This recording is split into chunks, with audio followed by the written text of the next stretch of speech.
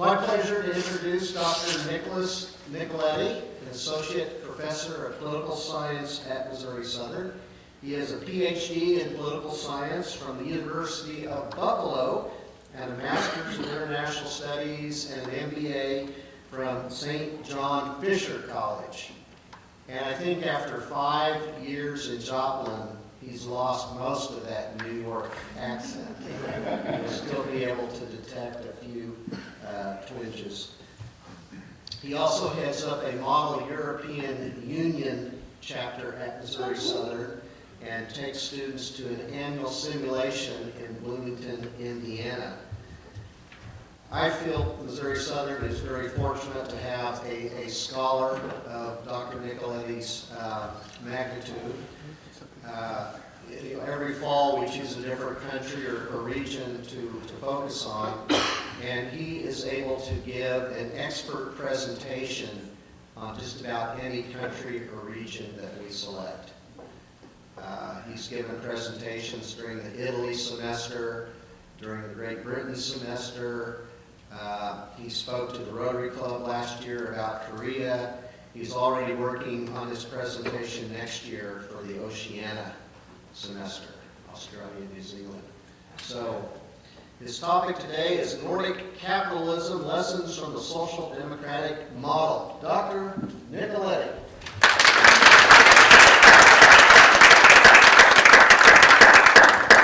Thank you, Chad, and thanks everyone for coming. So I think this is a great semester, Nordic semester, right? Some very interesting countries to look at. So today what I want to do is focus a little bit about the economics of these countries. And really this is going to be a lecture on what is termed international political economy and the varieties of capitalism. And so I think a lot of times when we talk about the social democratic model, a lot of Americans or laymen in general get it confused with this idea of socialism, right? Which is very different, okay? So in a more socialistic country, an actual communist socialistic country, the means of production are taken away, right, from private enterprises and put in the hands of the state. That is differentiated in a social model in the sense that the means of production is still very private. And so the difference, though, when we talk about social democracy, is this idea of a lot more redistribution of wealth, right? Higher taxes, more public services. And so what I want to talk about today is a few things.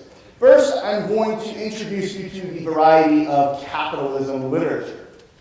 And this literature discusses the different models of capitalism that have developed across the world, okay? And then we're going to focus on sort of the European continental model, and then we're going to differentiate that from the Nordic model, because the Nordic model is actually very different than even the continental model from countries like Germany. Then we're going to look at the Nordic model specifically, identify those differences, and discuss how they've done things differently than some other social democracies, and rather more successfully than countries like Germany. And then I'm going to show you a whole bunch of interesting economic indicators where we are going to juxtapose the Nordic countries with the United States and some other select countries and look at their performance on things like GDP growth, right? So if you spend a lot of money on public services, and the Nordic countries do, does that affect GDP growth? Does that affect GDP per capita? How does that work? So I'll show you some interesting data from the World Development Indicators and some other things. And then we're going to go back to the varieties of capitalism literature for a bit. And I'm going to try and drill down into, can we learn something from the Nordic model? And can the Nordic model be applied to a country like the United States? Right? That's a huge question there. People like Bernie Sanders would say, yes, this is what we should be doing, right? And then other scholars would argue it doesn't work because of certain elements that the United States doesn't have that the Nordic countries do. So we'll kind of drill down into that. So let's get right into the sort of varieties of capitalism literature. This literature has been growing since the early 2000s. And these original authors, Hall and Satzgeis, in 2001, they came up with the original dichotomy. Okay, so we have these liberal market economies. So when we think of the LMEs, we think of the United States. We think of more like the United Kingdom. These are countries where markets rule. Okay? Markets are the primary mechanism for everything. Okay? Markets control labor, markets control wages, markets control prices, markets control where capital flows and investments go to, right? And so simple supply and demand economics, there's fewer regulations over the market, there's fewer command and control policies that force markets to go in different places. So they consider these separate from what are known as coordinated market economies, or CMEs. Here, you actually have a lot more control. The government has a little bit more control over the policies of the market. And one of the things that governments do in CMEs is they foster strong labor unions, very strong labor unions. And the idea is for these labor unions to be powerful enough to gain leverage over their employers, the capitalists, to drive their wages up and reduce inequality. In addition, in the CMEs, they use a variety of policies that the LMEs might not necessarily use all the time to make sure that their labor force is working. So one of these elements might be fiscal policy, okay, where they spend money, right, on government projects, like in a Keynesian stimulus kind of way, to increase unemployment. Except they might not just do this during times of recession. They might do this all the time, okay? A nice, solid spending to increase employment and reduce unemployment. And so the literature, at least the theoretical literature, argues here that the liberal market economies are going to be super good at radical, fast-paced innovation. Okay? They're going to be very good at moving capital where it needs to go. They're going to be very good at making sure that inefficient industries do not survive. They're going to be really good at sort of that supply and demand allocation of scarce resources. And that's how they're going to derive their comparative advantage. Juxtapose that against the CMEs, they're actually going to still get a comparative advantage from being command and control, somewhat command and control. Their comparative advantage is going to come from what's known as incremental innovation. We also call this patient capital. And the reason it's called patient capital is because if the government steps in and has a set of regulations that protects businesses from huge market swings, those businesses can be patient and keep their money in things that might not make them money in the short term, but can make them money in the long term. And when you think about that, that also keeps the labor force working, right? Because it doesn't quickly lead to shifts, negative shifts in the economy where capital gets impatient, we call this stock market capitalism, and moves quickly from industry to industry. And so if you look at even the United States' experience with, say, globalization, globalization moves really fast, right? Global forces change markets really quickly. One of the things we know is that there is what's called price factor equilibrium, where if you allow the free trade of goods and services and labor, what happens is large, low-skilled employment in a place like China will drive down the price of low-skilled unemployment everywhere, because now the market responds to that influx of supply. It's called price factor equalization. And so in this case, right, a country like the United States, a more liberal market economy, would then shift quickly to high-technology goods, high-skilled goods, knowledge economy, whereas a CME might be more patient here. Prop that industry up just a little bit until it can have incremental efficiency changes and get better over time.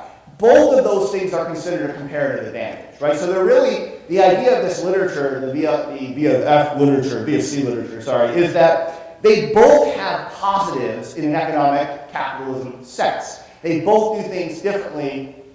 And so let's talk about some of the more nuanced things in this literature. So there's a book called Good Capitalism, Bad Capitalism. And in this book, they take the varieties of capitalism literature and they kind of make it a little more nuanced and start to categorize different countries, okay? And so there's two good and there's two bad. The two good ones, the first one is called big firm capitalism, where you have an economic system dominated by big firms. The United States is headed in that direction. There are a lot of positives from having very large firms, okay? Because large firms create efficiencies in what are known as economies of scale. Okay, so to deliver one additional unit of goods, a large firm spends less than a small firm because they're doing it in such large quantities. This is also one of the ways that South Korea became so powerful economically, is by leveraging economies of scale. They didn't just produce cars for their home market, small market. They produce cars for the world market, the United States market, right? And they also, by doing this, they exposed their cars, Hyundai and others, to competition. And that meant that they had to make their cars better to compete in a global market. Right? Now, they didn't just do that willy-nilly, though. One of the things that Korea did was spend a ton of money on research and development, a ton of money on science and technology, and they propped those car companies up for a very long time. And now they're super successful, right? Hyundai, Kia, those are great cars now. Right? I'm actually considering one of those now for a minivan myself, right? Where I wouldn't have ever thought of that 20 years ago. I would have been like, oh, right, that's not the car for me. The other good type of capitalism here is entrepreneurial. So these are small firms, okay? These are very quickly changing firms. They're great at adapting. There's a large number of them. They have very free markets to live in, okay? And so that means that high-skilled labor can go to those firms. That means that capital, the influx of capital, can move to those firms. So you can think of Silicon Valley early on, right? Think about Silicon Valley, think about California, high-tech industries, the early world of PCs. You have new startups all the time. And venture capitalists pour money into those startups with the hope that their radical innovation will be world-changing and you can grow that company. That is the idea of sort of entrepreneurial markets. Those are good. The two that are bad, according to the authors of this book, are state-guided and oligarchic. And we can see why these are bad. So if we have a complete command and control economy where the government, rather than private investors, plays a major role, then you're going to get inefficiencies. Because the government is bad at allocating scarce resources. They just are, okay? They're awful at it. Technocrats cannot do a good job. The market does way better than technocrats. We've learned from this, Hayek was right, okay? Command and control is bad. And so state-guided sort of market capitalism performs poorly, okay, in many cases. There are some highlights here, though. The South Korea example is a big highlight here. So South Korea wanted high-tech industrial consumer electronics industry to grow, so they pumped a ton of cash into it, they diverted resources into it, and it was successful, and it was competitive. The worst one out of all of this is the oligarchic type capitalism. We still see this a lot in Africa. So this is where the government purposely funnels money into particularistic interests, okay, to keep their hold on power. And essentially, it's designed to promote the interests of a few wealthy elites, okay, and at the expense of everybody else. It's literally the allocation of capital in a way that is the most inefficient you can do. So a lot of African countries is a really good example here. They actually started creating things called monopsonies, right? Because what happened was African countries have comparative advantage in agriculture, but the people who controlled the government were often urban elites who wanted to build manufacturing. And so what a lot of these countries would do is the government would become the single buyer of agricultural goods. It's called monopsony.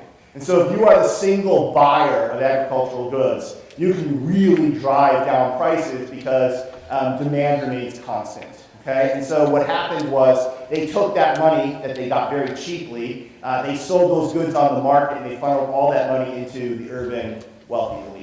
Right? That is the most inefficient use of resources you can possibly do because you're propping up oligarchs while at the same time diminishing your comparative advantage in the thing that's going to allow you to move through the stages of production. So those are bad.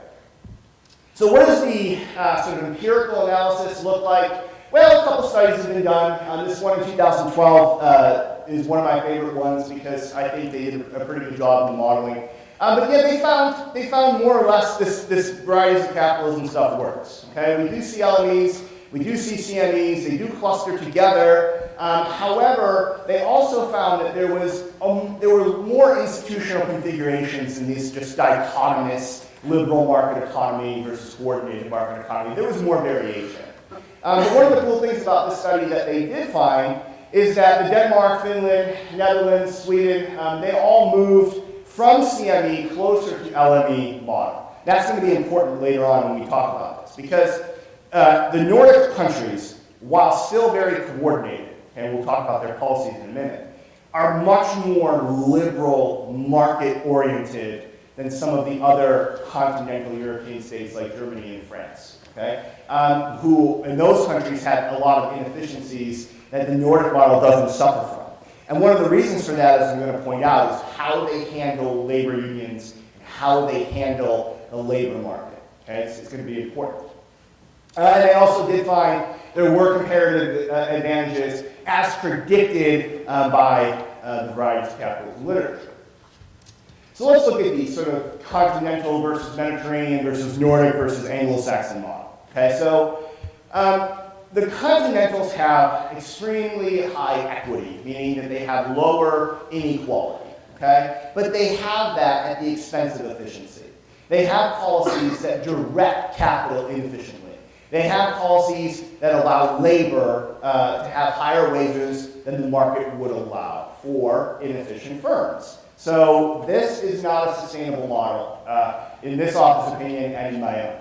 The Mediterranean countries are even worse in some ways. Even though they have a ton of policies that try to get to equality, they fail there, and they fail at efficiency. Okay, so Italy is a prime example here. Italy has policies that have destroyed their labor market, created a black market larger than any other advanced industrial nation in the world, and hasn't actually created a lower inequality among the rich and the poor. Okay, so they created this policy scenario where their economy isn't doing so well. If you know a little bit about Italy, their debt to GDP ratio has reached over 190% in recent times. That's enormous. Okay. So then there's the Nordic countries, which Sam here, he brings these out, okay, and he says these are different, and I agree. They're different because not only do they have high equity, but they actually have high efficiency too. That's the difference between the Nordic model and the rest. You can't lump the Nordic model in with the continentals because they are sufficiently different because of their high levels of inefficiency. They have higher GDP growth than the United States does. I'm going to show you some interesting economic indicators later. And then you have the Anglo-Saxon model, where you have low equity and high efficiency. So in the United States, our inequality is extremely large now, right? And it is growing. Right? The gap between the very wealthy and the very poor is growing year over year. And when you think about that, that does sound like a negative thing. But in economics, there really is a trade-off in most cases between efficiency and equity. Because as you become more efficient, right, the efficiency grows and the inefficiency starts to wither, right? And it creates this sort of gap. Now, it's a different lecture, but I would argue that government policies actually have a lot to do with exacerbating that inequality in the United States. Particularly, there's too much money in American politics. There are too many particularistic interests taking advantage of policies that are making them richer at the expense of others. That is not Pareto optimal from an economic standpoint. Okay, but that is a different lecture. So looking at the Nordic model specifically, they have really high levels of social protection expenditures. So we're talking about public schools, we're talking about healthcare, we're talking about paid family leave, right? These types of policies. And these types of policies, combined with strong labor unions, produce a situation of high equity. Okay? But it's how they handle the labor unions in a minute that I'm going to talk about that makes them more efficient than other countries. They have high unemployment benefits, okay, but low employment protections. This is key. Okay, so they spend a lot of money, okay, on these social welfare programs. They also spend a lot of money fiscally to make sure that jobs are protected. But firms can hire and fire at will. Okay, it is not like the Italian model where you literally need a hearing to eliminate an employee who is considered a full-time person. Okay, so in Italy, to remove a full-time employee, you have to have a hearing, okay, and it can take months. So it's very hard to fire an Italian employee, which is why they have a huge informal economy. Everybody's working under the table and everybody's working part-time. We call this the dual labor market because, well, you can't hire full-time people because it's impossible to make quick shifts. The Nordic model doesn't work that way. It isn't about labor protection. It isn't making it harder to get rid of labor or to adjust labor. It's protecting labor and making them more mobile. That's the biggest difference, as I'm going to show you, is that in the Nordic model, your labor pool is fantastic. Your labor pool can adapt quickly. And if they can't, they are provided with the necessary training programs to adapt quickly. Okay? And that's all obviously paid for by tax dollars, which we'll get into too. And then this is the extensive sort of fiscal intervention in labor markets. One of the things that we know, Okune's law says essentially that there's a relationship between unemployment and production. So as your employment goes down, production goes down. The Nordic countries protect against that by keeping employment high, even under conditions of globalization. And by the way, the Nordic countries trade more than the United States does. They have higher trade flows in both imports and exports than the United States does. They are more free market oriented, especially since 2016, than the United States is. Okay, so they are allowing competition. They're not preventing competition, which makes them interesting. And then there's this welfare state typology where we can look at sort of the liberal models, the corporatist models, and then the social democratic models. And the Nordics fall into this idea of social democracy. Corporatism is a lot more about preserving the state. The state intervenes. It's more command and control. Liberals, more of those LMEs that we talked about. So the reason I show you all of this is because the varieties of capitalism literature has grown significantly, and now there's all of these sort of classifications. But every single time these classifications get redone or an author comes out with a new one, they tend to point out that the Nordic model is different. Okay? They tend to point out that it has differences than the European model altogether. And the last thing I want to talk about is the legal origin and the rules of law when it comes to varieties of capitalism. So there are two primary types of legal systems. There is what we call civil versus common law. And it's not civil law like we have in the United States versus criminal law. It's different. It's about the actual codes and how these codes have come about. So the Great British system, right? The British system is a common law system. It's about judges, okay? It's about oral interpretations. It's about precedent, stare decisis over time, okay? The French developed a different system called civil law, and it's much more government controlled. The judiciary is less independent from the government. It's about professional judges, professional codes of law that are very, not really interpreted by the judges, but ruled on. Judges are not just neutral arbiters, they make decisions. Very different than the sort of UK American model, the Anglo-Saxon model that we're familiar with. And what the literature tells us about this is that common law tends to be better for economic development. It tends to be less corrupt, frankly, because the government doesn't have as much power, the legislative branch and the executive branch, when juxtaposed against the judicial branch, to create laws that can restructure the economy rapidly and quickly and in a command-style way.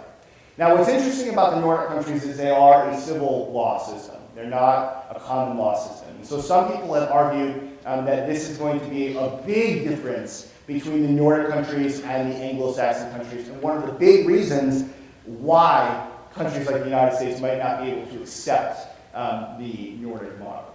And this all comes from a theoretical predisposition called path dependency. And the argument here for path dependency, and this is something we'll come back to, but the argument here is that as institutions develop over time, those institutions become sticky. And what that means is they're very hard to change. They build momentum. They have actors that are working within those institutions that would like to preserve those institutions. They're hard to erode, they're hard to change, and they carry through time. So one good example from the path dependency literature that has nothing to do with economics and a lot more to do with sort of social movements is the idea of slavery in the United States. Okay, so if you think about this, when the United States first becomes a country, slavery is built into the Constitution. It's also built into the history of the colonial period, right? And so then we go many years with this institution of slavery where a group of people was completely disenfranchised. And not just disenfranchised, but owned. So they can't accumulate wealth. They can't accumulate education. They can't pass that down generation to generation to generation. Meanwhile, all the other basically white property-owning males initially are building education and wealth and all of that and passing that down. And so then you get the Civil War, right, which ends slavery, okay, but that institution doesn't just go away and everything becomes great again. right? It takes time for that to develop. You get the Black Codes and Jim Crow, right, which is an institutional offshoot of slavery. It moves into the civil rights movement, and even today we don't have the same equalities among races, if you look at the data, that we would have had there not been an institution of slavery.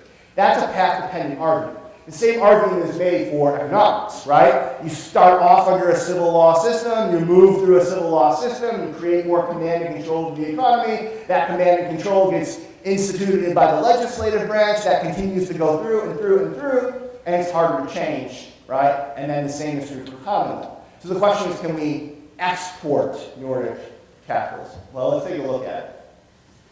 So the Nordic model is amazing for universalism and social insurance design. Okay, we're talking the top programs that you could possibly offer. The healthcare is fantastic. The college tuition is free. Finland is experimenting with universal basic income. Paid family leave is over 20 weeks in all of the countries. Some of them, including Finland itself, is over 40 weeks. Paid family leave, we're talking about things like having a child, right, maternity leave and paternity leave. These are the types of policies that they have. And these are directly provisioned by the government. So we're talking about government-run healthcare. We're talking about government-run social services.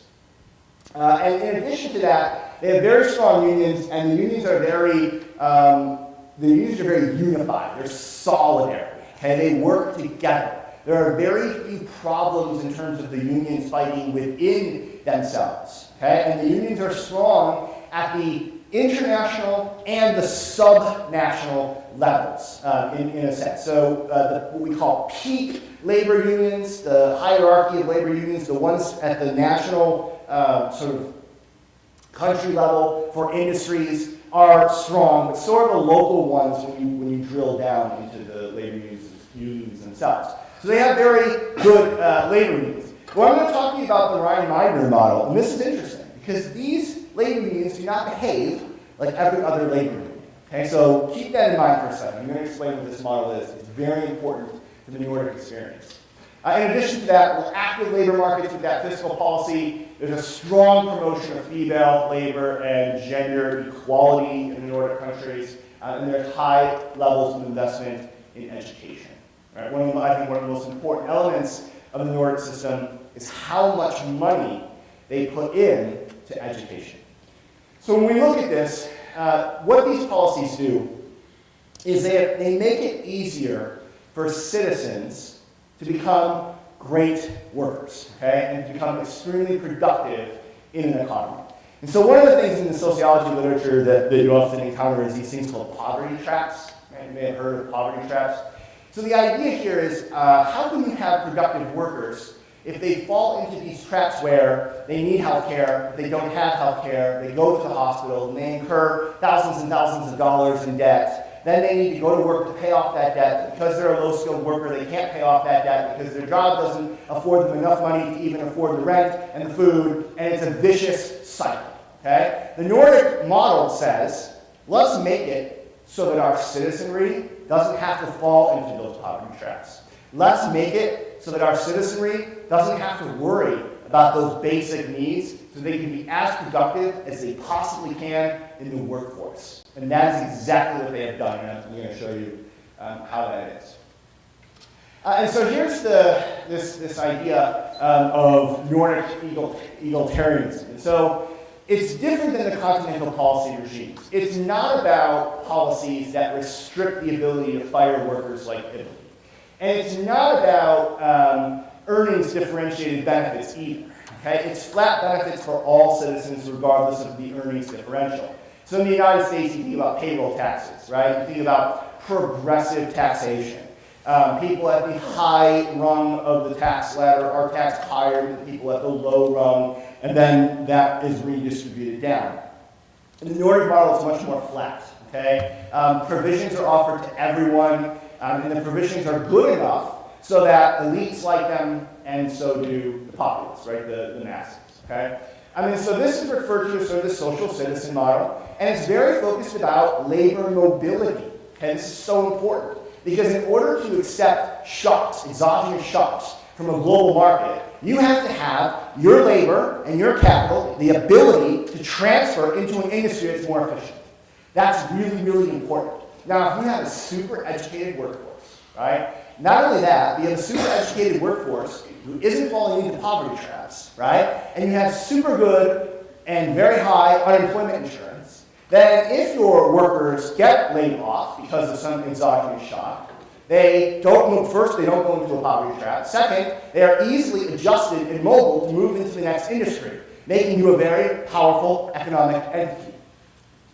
So it's not about security in the job market, it's about, or labor market, it's about it is about security in the labor market, not job security. So I'm not going to keep the job I have, I can be secure in the knowledge that I can move around and be mobile, all right?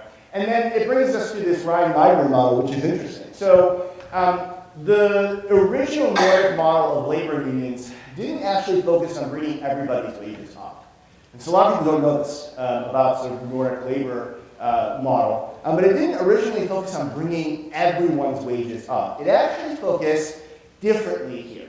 It focused specifically on bringing the wages of low-paid workers up, but restraining the wage increases for the highest paid workers. So why is that model important? Well, here's why.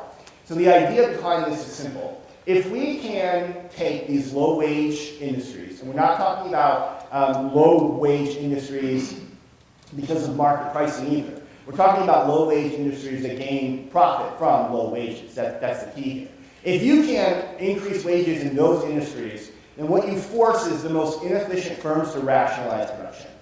Inefficient firms to rationalize production. So if we make the assumption that the most inefficient firms are the ones that are trying to drive down wages the most, okay, and those wages should be higher or could be higher, if you drive those wages up, you put the inefficient firms out of business, okay, which is what free market capitalism would say. They're the most inefficient anyway, so let's drive them out. And you keep, by restraining wages at the high level, you actually keep the most efficient firms in business. And then if your labor is mobile enough, that labor transfers over to the high efficiency industries and you actually get more economic production than you did before. So wage restraint leads to efficient firms expanding, enhancing those efficient sectors. And by the way, the Nordic countries, one of their highest export is high technology goods. Okay? We're talking about countries that are knowledge economies, like the United States. Right? They have very similar exports to the LMEs.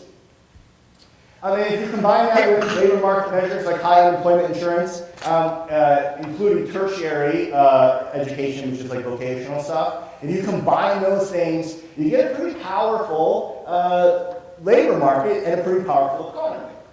Now there is a caveat here, okay? Wage differentials are instrumental for worker incentives. You can't ignore that. So you can't have wages equal, right? It's not about equal wages or equal outcome, as you know, some of the socialism style models would say. Because if you do that, then you remove the incentives to make workers better to get into the markets that are more efficient and pay more, which we call primary labor markets. So it's not equal, it's equal pay for equal work, not equal pay for everyone. Right? That is an efficiency-driven model, right, that's different from socialism. Now, in practice, this was not perfect. Okay? There was definitely drift in the process. Unions formed around industries, which meant that basically labor unions fought for wage increases at all levels. There wasn't this actual high levels of restraint for those who were making a lot of money. So there was some drift here, and the unions are still very powerful in the Nordic countries. So this didn't work perfectly, but it was something that was in their mind when they initially began some of these policies. And then you get investment in education. So by far, this is one of the most important things that the Nordic countries have. They invest more in GDP per capita, as a percent of GDP per capita, than almost all of the OECD, okay, the advanced industrial nations. And they just don't invest in, primary and secondary education. They also invest in higher education and vocational education. And so the data coming out of the OECD ranks them among the top for information age literacy. It ranks them among the top for test scores. The test scores, by the way, have tighter distributions as well. That's a good thing when you're looking at education. So countries like the LMEs, like the United States and the United Kingdom, have wide distributions, meaning, right, there's a lot of people at the bottom, there's some people at the top, there's a lot of people in the middle. In the Nordic countries, those are compressed, okay, so that the distributions are similar, which means that you have highly educated people across all levels, okay? And so this is very important because these education, right, is a huge predictor of economic growth. Education is one of the #1 predictors when it comes to GDP growth. See how I'm doing on time?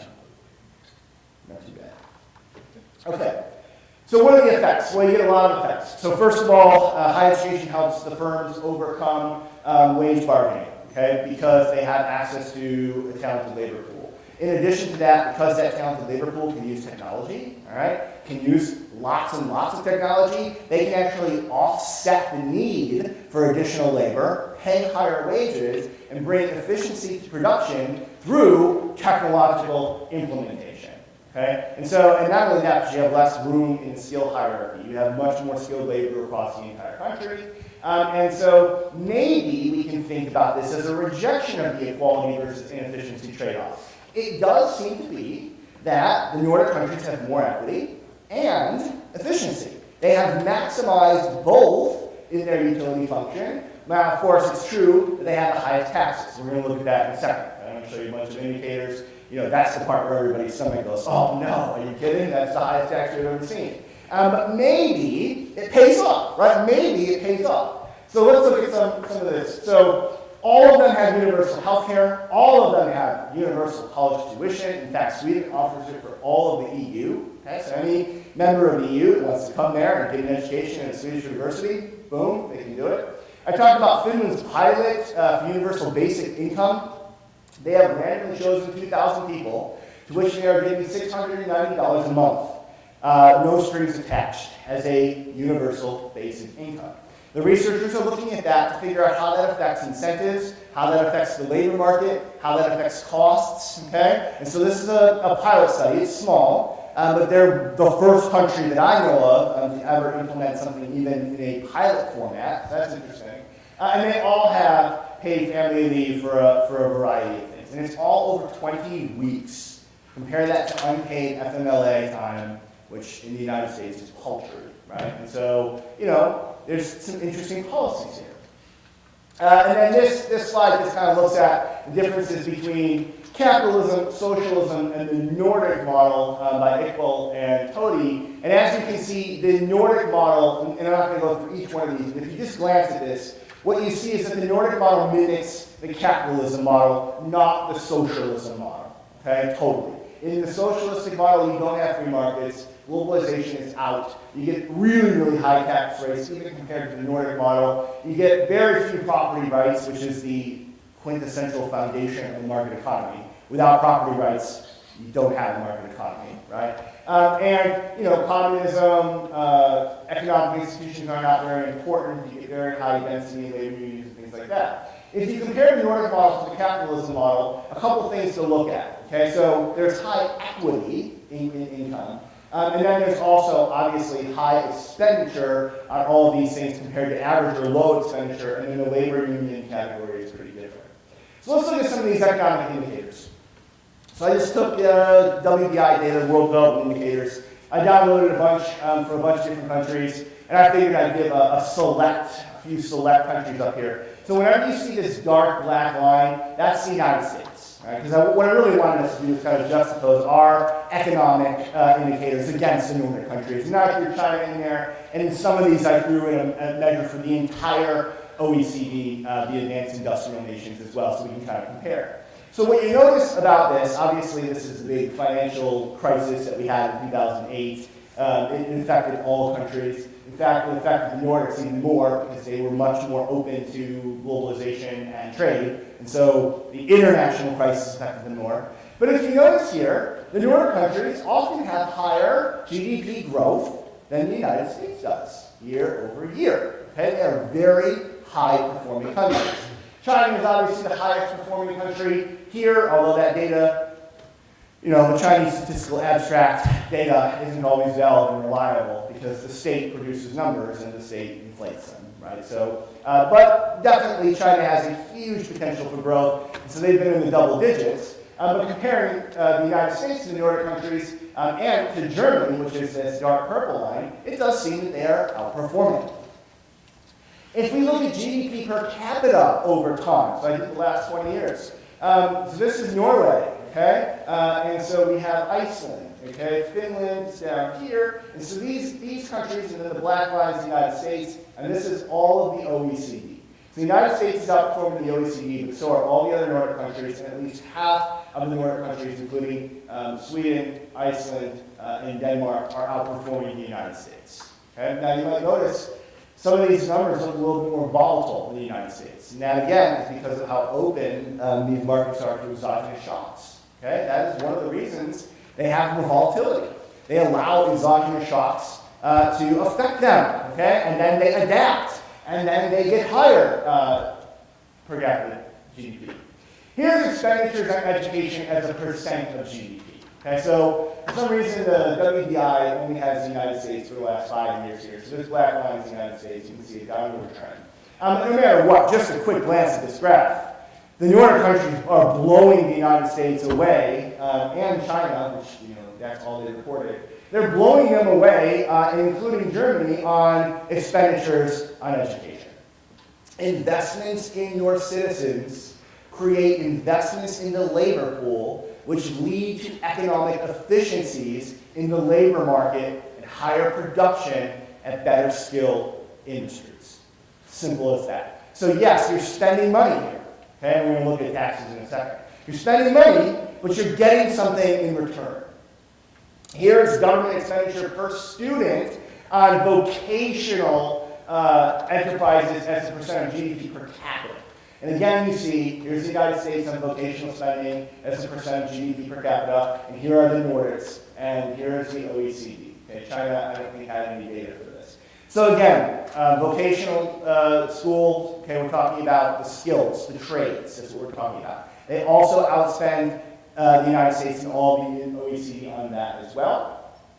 So here's tax revenue as a percentage of GDP, much higher. Okay, so the Nordic countries are much, much, much higher than the United States in terms of tax revenue. They have to be, all right? I have a friend who says taxation is theft. He says that to me all the time, okay? Yes, taxation is theft, right? But the government needs taxes for many, many things, including public service provisions. Without taxation, you don't have national security, you don't have courts, you don't have the rule of law, and thus you don't have a market economy, right? So you do need some government expenditures. The Nordic countries have gone above and beyond in terms of expenditures, precisely to create a labor force that's more mobile. This is all about labor mobility. Here's total tax rate, though, as a percentage of commercial profits. This is a percentage of corporate commercial profits. So now you might notice it starts to condense a little bit. Okay, so they're not necessarily overtaxing the wealthy more than they are taxing everyone. Okay, they are much more flat tax oriented. They are much, and now of course it's very high tax, okay? And they are taxing corporate profits higher than some of them, at least Denmark and Finland, much higher than the United States. But look at a communist country or emerging capitalist country like China. I mean, they're way up there, okay? They're taxing corporate profits pretty high. And so the United States is in the middle of the pack here. Some of them actually have lower corporate profit tax rates than the liberal market economy of the United States, right? And so it's income that's being taxed heavily. And then this slide is important. This is the Gini coefficient. So this is inequality, okay? So the higher the Gini coefficient, the higher the inequality in a country, right? And so this is the United States. That's China. Here's your Nordic countries. Okay? So income inequality is highly compressed in the Nordic countries. They have the lowest income inequality in the world, pretty much, of the advanced industrial nations. And then, interestingly enough, here's where they rank on the Heritage Foundation, a very conservative foundation's Economic Freedom Index. Here you go. United Kingdom, Iceland comes in 11, Denmark comes in 12, Sweden comes in 15, the United States comes in 18. So 3 of the 5 are coming in above the United States in terms of economic freedom, right, which tells you something. And then Norway is at 23, Germany's down there at 25, Finland's at 26, China's at 110. And this makes up a whole bunch, the index makes up a whole bunch of things like government spending, taxes, property rights, judicial effectiveness, things like that. But it's interesting to know that in terms of just business freedom alone, the Nordics are among the highest countries rated on business freedom. So what does that tell you? That tells you that while they have high expenditures and high taxes, they're very business friendly, right? They're not killing, right, the goose that lays the golden egg. Rather, they're providing it with what is needed to produce those golden eggs, i.e. really high skilled labor, okay? Here's the World Happiness Index, right? You guys may know about happiness of the Nordic countries. They are extremely happy. Here they are, all of them, okay? They're within the top 10, every single one. The number 1, 2, 3, and 4, right, are the Nordic countries. They are coming in as the happiest countries in the world. So why are they so happy? Well, the UN does this, and it's really interesting. It's a self-reported measure, but it's highly correlated with all sorts of things like income, health expectancy, social support, the amount of freedom, the amount of trust in society, the amount of dystopia you feel. So the less dystopic you feel, the more happy you are, right? So the United States in 2018, what do you think? What are our levels of dystopia right now? How are we feeling as a country? I'll let you decide that by your take on the news, okay? But it's very clear the people there are extremely happy and extremely wealthy and extremely income equal and efficient. That's hard to say about most of the countries in the world. I'm going to skip over this, and it's hard to see. This is an interesting graph about what makes up the happiness. But let's just wrap this up and talk about, in the last sort of 5 minutes here, well, what about the Nordic countries in terms of diffusion to other markets? Okay, so I've already discussed this with you, this idea that they have very patient capital, less exposure to market forces precisely because they have offset those market forces with high government spending. I think the data tends to show that the Nordic countries have moved closer to the liberal markets anyway, and so I'm not sure a lot of this stuff even holds. And as I said, they have comparative advantage in incremental innovation. And if you compare that to the liberal markets and the stock market capital that I've already kind of laid the foundation for, we've already talked about this, these are supposed to be the countries that react quicker to the market, they experience market forces better, they have rapid innovation. And you cannot take it away from the United States. The United States is a rapid innovation country. We have been one of the most rapidly innovating countries in the world since the time of the Industrial Revolution hitting the United States. And when you think about the United States, we are a knowledge economy. We are an export-driven knowledge economy, the classic made in China but developed in the United States sort of slogan, right? So we have all the scientists, we develop all the stuff here, and then we utilize comparative advantage in low-skilled labor in China to produce it cheaper so that we can all have iPhones at reasonable prices, right? Way lower than would be if they were made in the United States. Trade is good, by the way, and that is another talk, a completely another talk, but I'll tell you right now, trade is good, okay? We can debate that all day, but trade lowers our prices and makes us better citizens and consumers. And so here's the deal. Are LMEs, like the United States, liberal market economies, are they incapable of social democracy? Can the Nordic model be exported, right? And so, here is all the differences that we've talked about. And I think, when we look at, in the end, when we look at this, the Nordic countries have made a similar shift towards services and high technology. They rely on productivity for growth just like the United States does. They have some of the highest productivity levels in the world. The biggest difference is how we spend our money. Right? So the United States spends a lot of money on the military. A lot of money on the military, okay? More money than the next 10 nations combined spend on the military. Okay, so a lot of that money, which is still, guys, government expenditures, it's still Keynesian government expenditures that creates artificial demand in an economy, okay, goes to a sector that produces security, yes, but maybe that sector is a little bit inflated based on interest groups capturing the market and trying to become really wealthy corporations by getting large government contracts, right? And so that's one aspect of that. So could the United States sort of spend more on social services, I think they probably could. The Nordic countries already have fewer regulations on labor. So the United States wouldn't even need to change that. Okay? They already have the same amount of regulations that we do. The difference is they lack the regulations that have tried to destroy labor over time, like right to work.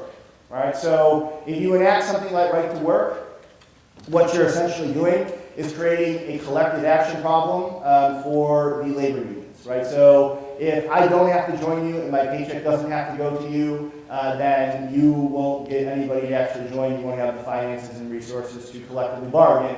The job of right to work is to destroy labor unions because labor unions are anti-market, right? That's what we all kind of hear. That's what we know.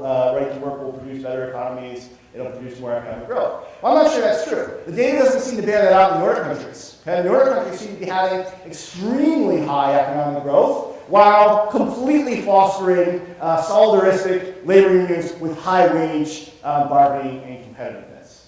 So it is definitely different than the continental model and then the traditional CME model. And the other cool thing about the Nordic countries is that they don't have that dual labor market that the rest of the world has. And so what we've seen over time is part-time labor and full-time labor. Full-time labor is shrinking, part-time labor is growing. It's even happening in the academic market, right, where we rely more on adjunct instructors that are teaching 4 classes a semester instead of tenure-track professors. Right? Why is that happening? Why are we seeing that? Because it's cheaper to hire part-time labor and because businesses have more leverage in those market negotiations.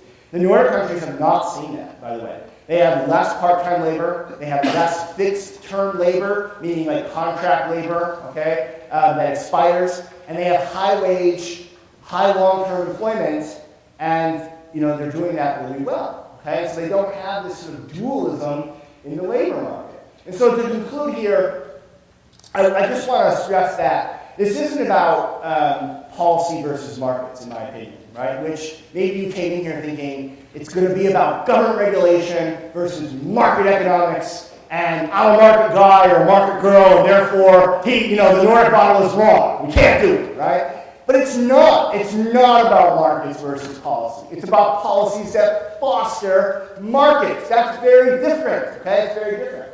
And if I had to sum this whole thing up, I would say it's about labor mobility. It's about creating a labor market that can absorb exogenous shocks, that is highly skilled, extremely productive, and then focusing that labor market on firms and industries that are ultra efficient.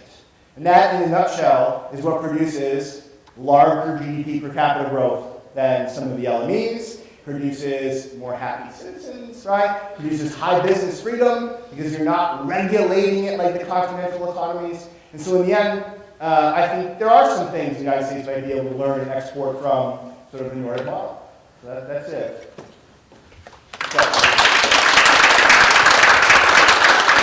I'm right on time, right? An hour is... You got 15 minutes. Right? Oh, all right. Well, I'm glad to take questions, if you have any. If not, it's okay. Yes, sir. Yeah, so how do you feel, what do you think about how immigration into the U.S. might impact our labor mobility? You said that, having a highly skilled workforce is really what, drives these economies. So if we have this influx, constant influx here in the U.S. Of low-skilled workers who are going to, demand a low pay,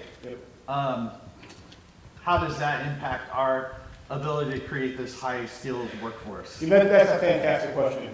And I have a very long answer for it, and my students have heard these long answers before, but I'm not going to give you that one. I'm going to give you the short one.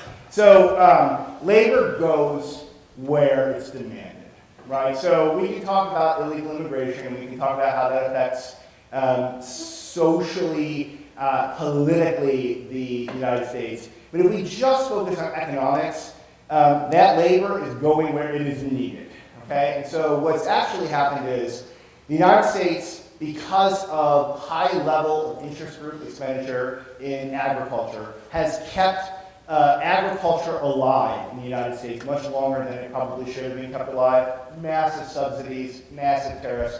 In fact, the last round of the WTO talks failed because the advanced industrial economies refused to allow liberalization on agriculture, and the Latin American countries, African countries, and low developing countries said, that's not fair. We've opened up on everything you asked us to open up on. Our comparative advantage is in agriculture, and you have high tariffs and subsidies, right? How is that fair, EU? How is that fair in the United States?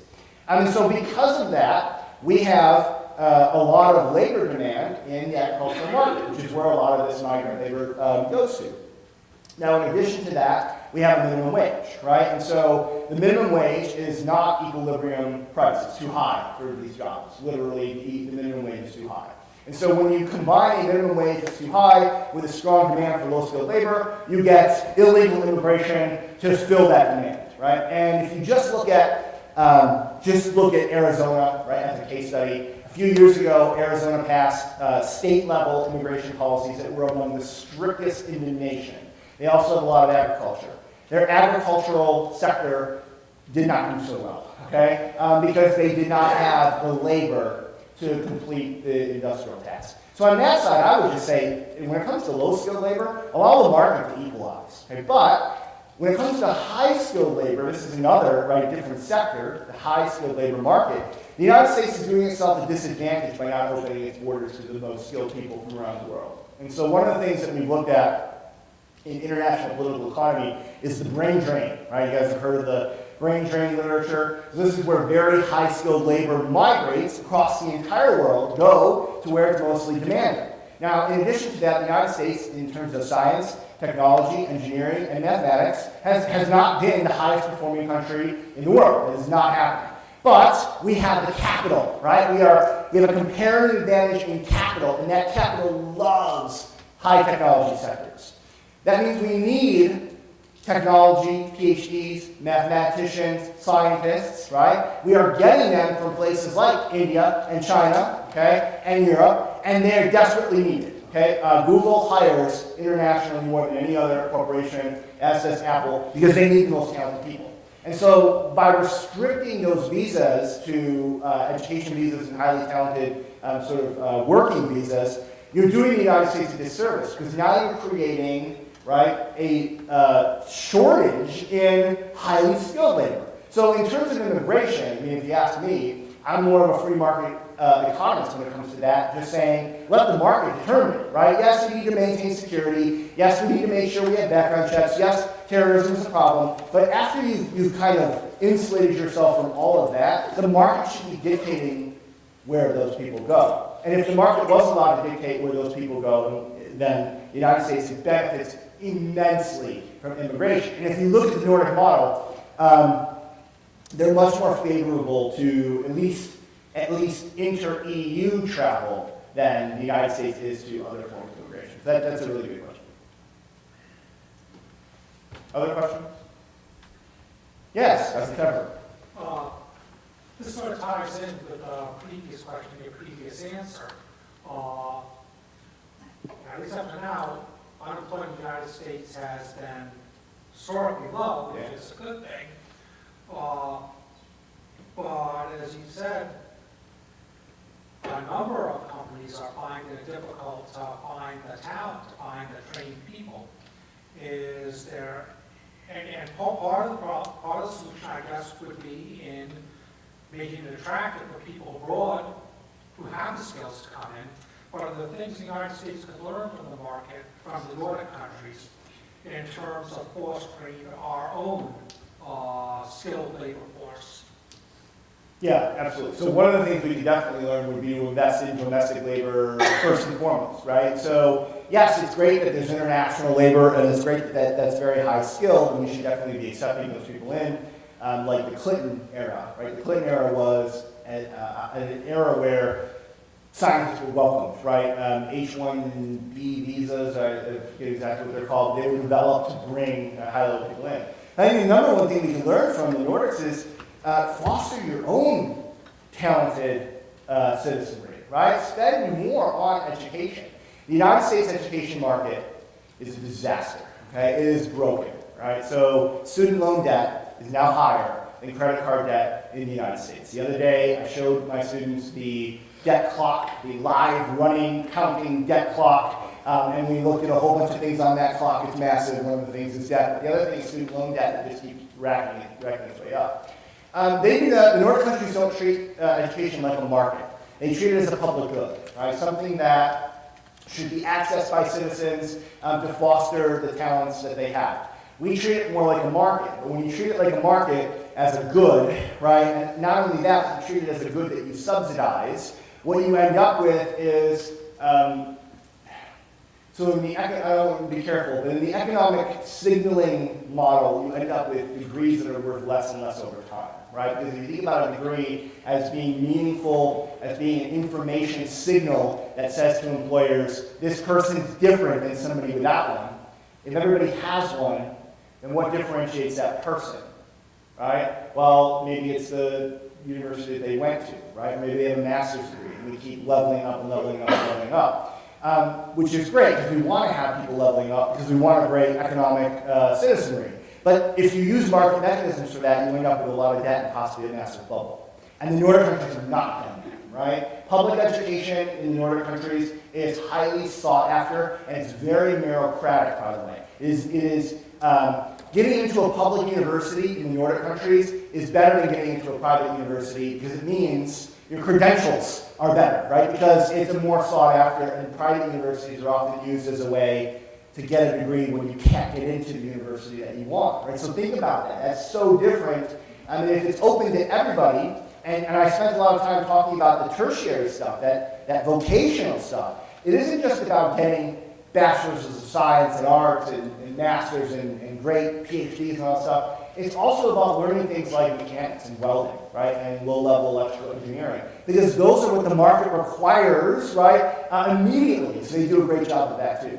And so if we can learn anything, and I know this is a huge ask, and I'm up here giving a talk, and what I'm about to say is a huge policy undertaking, but we have to restructure the American education system, right, to work better for our students. State funding is down, tuition funding is being used as the primary means of running a college, and it's turning it more into a market than anything else. So we're running into this big bubble of student loan, which will pop, and then if you add all the public loan forgiveness stuff that the government's promised, but now might not be able to keep that promise, right, or refuses to keep it, you're going to end up into a burst of the bubble, right? And when that happens, it's going to be worse than the housing market, because there's nothing in collateral, right? So if you think about a degree, now we're way off the left field here, but if you think about a degree, it's knowledge. You got it. It's a piece of paper. There's nothing in collateral that you have, right, for that student loan. And so when that bubble bursts, there's no home to give back to the bank, right? There's nothing to give back. What are you going to do? That's up here, right? And so that's going to be possibly even more damaging than a housing crisis. Other questions? What a conflicted country we have. Interesting, right? Yeah. This in Monticello, I visited 4 Civil War battlefields, but I went to Thomas Jefferson's home there in Monticello because my wife wanted to see a Southern mansion, and found out on the way to Gettysburg that Monticello was on the way, so we'll see a Southern mansion. And then I got to see how conflicted our nation was at the beginning of the nation. And here we are, how many years later, and we're talking about the very same thing that conflicted our nation and caused the Civil War, and saw all those boys dead on the field. Because he was a great man. He had great ideas on public education and freedom of religion, but boy, he was conflicted, and Lafayette kind of confronted him about it. And it's still killing the nation right now. Because, man, we should want educated kids. Education is what makes this country great. And immigration is what makes this country great. And if we don't believe that way, we need to take the Statue of Liberty down. Dodge City, Kansas, prime example. These are important, right? These are important things happening in the United States right now. Thomas Jefferson was definitely conflicted, right? Slave owner, but writes the Declaration of Independence, okay? There's a famous speech by Frederick Douglass. What does the 4th of July mean to a slave? right? And he's writing that during abolition, and it's about what do the values of freedom mean in that context. I mean, we're way off the economic stuff, but in the United States, we My are. problem is with the Nordic model, Yeah. or is the United States too big of a country to be able to take that model and make it work here? My uncle lives in Australia. I've been there twice. He was a missionary, New Tribes Mission, to New Guinea. Girls married Australian boys, so they went and moved to Australia. And she had a lot of health problems, and they had national health care. So I got in on this a long time ago when I went over to visit Australia, saw some of the advantages and saw some of the disadvantages here. And then, they have sides on both sides there. But I'm so glad that you would come and bring this. I've been here twice. I've been in Missouri. I was here first when Hearns brought it out here. I was in junior college at that time before I joined the Navy and went to that was the Vietnam conflict, so I joined the Navy, wasn't able to finish my education, got to my sophomore year. I've been here twice on two things that really do interest me. And one was the Social Security at that time in 2004 was about to be taken to Wall Street. And then 2008, and I hope everybody remembers it, can you remember what happened to Wall Street? Collapsed. Yeah. Yeah. And I just wonder how much people are paying attention to what's going on, But I sure appreciate it here. I've got a nephew, he's a doctor in Sweden. He was raised up in Chicago, Illinois, and they moved from Hinsdale, Illinois, well, close to Chicago, it's about a suburb of Hinsdale, and now he's a doctor in Sweden. And all my relatives are in these socialistic countries, and there's great advantages, but the model has never been matched like the Nordic model. No. Boy, it'd be a great model. Yes, it's a spectacularly performing model. And if there are any criticisms, I really want to focus on kind of just giving you an overview, but some of the criticisms would be the Nordic countries actually tend to be very homogenous population-wise. They tend not to be so spread out and heterogeneous like the United States is. They're also smaller, right, than the United States is. Their populations are smaller. But all the data I showed you today is controlled for that. It's all percentage of GDP, and so I'm controlling for all that stuff. And so even though their populations are smaller, they still are outperforming the United States on a host of levels. And I didn't even show you unemployment because it's too easy. They're outperforming the United States on that, although in recent times the United States' unemployment level is very, very low. Interesting. Other questions? Thank you all for coming. I appreciate it.